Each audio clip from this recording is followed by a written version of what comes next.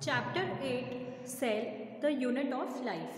We are now discussing the structure of the cell wall. In prokaryotes, the cell wall is made up of peptidoglycan. In fungi, it is made up of chitin, that is homopolysaccharide of N-acetyl glucosamine.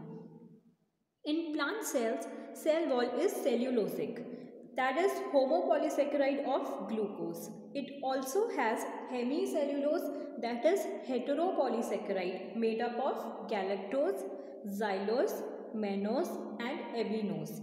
Other than that, pectic material, water, lipid and proteins are also present, in which pectic material consists of glucuronic acid and galacturonic acid. Cellulose combine होके micelles बनाते हैं, micelles combine होके microfibrils बनाते हैं और microfibrils finally मैक्रोफिब्रिल्स बनाते हैं. मैक्रोफिब्रिल्स arranged होते हैं एक हेमी सेल्यूलोजिक मैट्रिक्स में, जिससे कि ये सेल वॉल बनती है. सेल वॉल का स्ट्रक्चर, सबसे पहले एक लेयर आती है जिसको हम मिडिल लैमेला बोलते हैं. उसके बाद डिपोजिशन होता है प्राइमरी सेल वॉल का. प्राइमरी सेल वॉल के बाद 3 लेयर आती है सेकेंडरी सेल वॉल की, S1, S2 and S3. Secondary cell wall 1, secondary cell wall 2 and secondary cell wall 3. As you can see in the diagram, ये तीनों layers continuous layers नहीं होती हैं. इन तीनों के बीच में गैप आता है. तीनों के बीच में जो खाली स्पेस है उसको हम पिट बोलते हैं. सेकेंडरी सेल वॉल के बाद एक लेयर आती है प्लाज्मा मेम्ब्रेन, मतलब सेल वॉल हमारी यहाँ पर खत्म हो गई है. क्लियर है? अब जो मिडिल लेमेला वाला पार्ट है, वहाँ से एक सेल खत्म हो रहा है और दूसरा स्टार्ट हो रहा है, तो ये 2 सेल्स के बीच वाली लेयर है. इसका एरिया होता है 150 डिग्री एंगस्ट्रॉम और ये दोनों सेल्स को साथ में रखने का काम करती है. जो प्राइमरी सेल वॉल है मिडिल लेमेला के बाद, वो हेमी सेल्यूलोज मटीरियल से बनी होती है और सेल्यूलोज मटीरियल उसमें कम होता है. जो मेरिस्टेमेटिक सेल्स होते हैं, यानी कि वो सेल्स जो कि डिवाइड करते हैं कंटिन्यूसली, उनमें सिर्फ प्राइमरी सेल वॉल ही प्रेजेंट होती है. सेल वॉल सेकेंडरी प्रेजेंट नहीं होती है. जब एक बार मेरिस्टेमेटिक सेल परमानेंट हो जाते हैं, फिर सेकेंडरी सेल वॉल उसमें ऐड हो सकती है. इसके बाद हमारा एक स्ट्रक्चर आता है पिट. पिट सेकेंडरी लेयर का वो पार्ट होता है जहाँ पर वो लेयर डिपॉजिट नहीं होती है, जहाँ से एक्सचेंज कर सकते हैं हम सब्सटेंसेस को सेल के अंदर बाहर. और पिट 2 टाइप के होते हैं, सिंपल पिट एंड बॉर्डर्ड पिट. जो हमने सेल वॉल का स्ट्रक्चर देखा उसमें सिंपल पिट है, जैसे कि आप पिट का डायग्राम देख सकते हो, और बॉर्डर्ड पिट में थोड़ा सा सर्क्यूलर कर्व आ जाता है लेयर के ऊपर, तो वो हो जाती है हमारी bordered pit. Simple pit angiosperms में होती है और बॉर्डर्ड पिट मोस्टली जिम्नोस्पर्म्स में. Coming back to the diagram, secondary cell wall जो है उसकी 3 लेयर का डिपोजिशन है, S1, S2 and S3. Unlike primary cell wall, secondary cell wall ज़्यादा सेल्यूलोज की बनी होती है और कम हेमी सेल्यूलोज की, और बाकी सब्सटेंसेस भी होती हैं सेकेंडरी सेल वॉल में, जैसे कि सुब्रेरिन, क्यूटिन और लिग्निन. परमानेंट सेल्स में मिलती है, जैसे कि पेरेन्काइमा और कोलेनकाइमा. इन तीनों लेयर्स में ओरिएंटेशन का डिफरेंस होता है. जैसे सेल्यूलोज मैक्रोफिब्रिल्स कैसे अरेंज्ड हैं वो डिफरेंट होता है इन तीनों लेयर्स में, इसलिए ये 3 लेयर्स हैं. As you can see in the diagram, तीनों सेकेंडरी लेयर्स में मैक्रोफिब्रिल्स किस तरह से अरेंज्ड हैं वो डिफरेंट होता है, इसलिए तीनों लेयर्स भी डिफरेंट हैं. इसके बीच में कंप्लीट डिपोजिशन नहीं है, वो वाला एरिया पिट है. वो एरिया होता है सब्सटेंस के एक्सचेंज के लिए. कोई सब्सटेंस सेल के अंदर आनी हो या बाहर जानी हो तो उसके लिए पिट वाला एरिया प्रेजेंट होता है.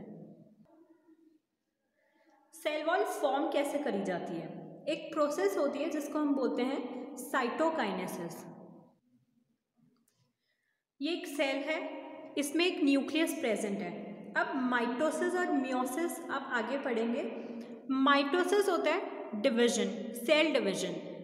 अगर सेल का डिवीजन हुआ तो न्यूक्लियस दोनों सेल्स में प्रेजेंट होगा। ओके, ये सिचुएशन है जब न्यूक्लियस, सेल का डिवीजन हो रहा है और nucleus, daughter nucleus first cell में भी प्रेजेंट है और सेकंड सेल में भी, तो सेल वॉल जो है वो भी डिवाइड होने लग जाएगी। जो कॉर्नर्स है सेल के, वहां से सेल वॉल का डिवीजन स्टार्ट होगा। सबसे पहले तो सेल वॉल एक फोल्ड जैसा स्ट्रक्चर बनाएगी, जैसे आप डायग्राम में देख सकते हो। उसके बाद धीरे धीरे ये स्ट्रक्चर इनवर्डली डिवाइड होने लग जाएगा और हमेशा प्लाज्मा मेम्ब्रेन से साइटोप्लाज्म की साइड ये डिवीजन होगा।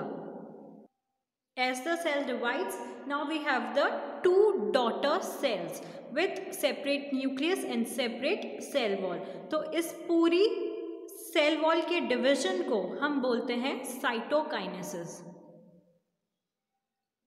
साइटोकाइनेसिस जनरली टीलोफेज के बाद होता है। सेल वॉल के कुछ फंक्शंस हैं, जैसे कि cell wall provides shape to the cell. Cell wall cells को शेप प्रोवाइड करता है, इसीलिए वो एक सर्टेन शेप के दिखते हैं। सेल के शेप हम प्रीवियस वीडियो में पढ़ चुके हैं।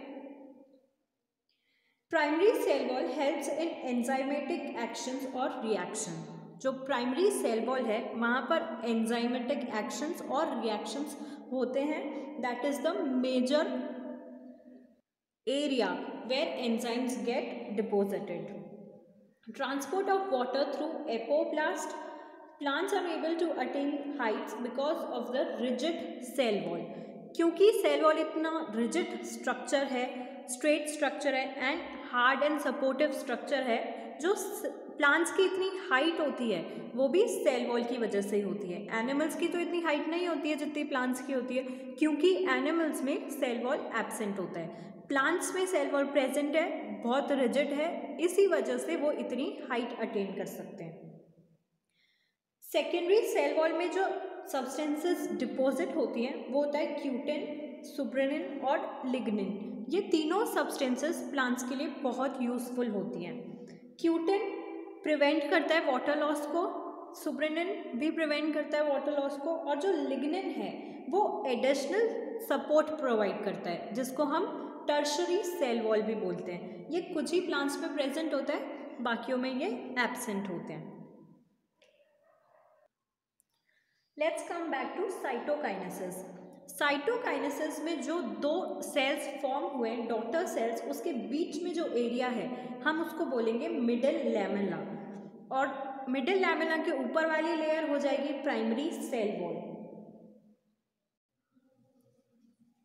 एक इम्पॉर्टेंट टर्म है फ्रेगमोप्लास्ट। फ्रेगमोप्लास्ट का मतलब ये होता है कि जो लेमेला वाला पार्ट है वो आउटर सेल्स में प्रेजेंट नहीं होता है, क्योंकि लेमेला फ्रेगमोप्लास्ट से बनते हैं, जो कि फ्रूट या फिर किसी भी प्लांट पार्ट के अंदर वाले सेल्स में होते हैं, मिडिल सेल्स में प्रेजेंट होते हैं। जो आउटर सेल्स होते हैं वहाँ पर प्रेजेंट नहीं होता है, इसीलिए उसको बोलते हैं फ्रेगमोप्लास्ट।